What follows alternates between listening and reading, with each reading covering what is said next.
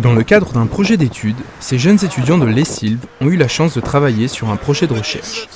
L'ESSILV est une école supérieure d'ingénieurs du pôle Léonard de Vinci, située à quelques mètres de la Grande Arche de la Défense.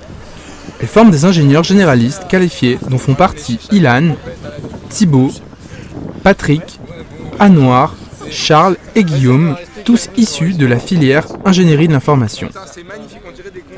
Au cours des 6 derniers mois, ils ont été amenés à travailler sur un projet en collaboration avec le musée du Louvre et dirigé par M. Charéron, M. Darounia et M. Rimbaud, docteurs en informatique et enseignants-chercheurs à l'ESSILV.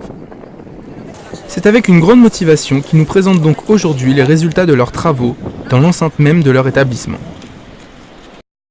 Nous avons réalisé un projet de traitement d'images en collaboration avec le Louvre. Il nous a fourni une collection de plusieurs centaines de photographies et de peintures en très haute définition. L'objectif est d'analyser ces images pour retrouver les caractéristiques propres d'un peintre. Cela permettra au Louvre d'en apprendre plus sur la façon de peindre des artistes. Plusieurs travaux de recherche ont donc été menés en parallèle afin de mener à bien ce projet.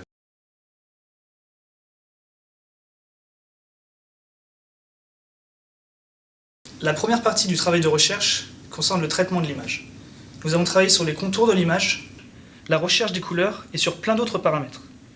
Des dizaines de filtres ont été conçus pour obtenir une étude très précise. Le descripteur permet de lier tout le travail qui est effectué auparavant avec le traitement de l'image.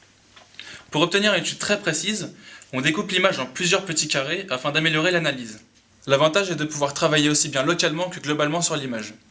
Cela nous fournit des informations pertinentes à leur utiliser pour les statistiques. Pour ce qui est de l'analyse statistique, il a été question de rendre intelligibles tous les résultats provenant du traitement des images.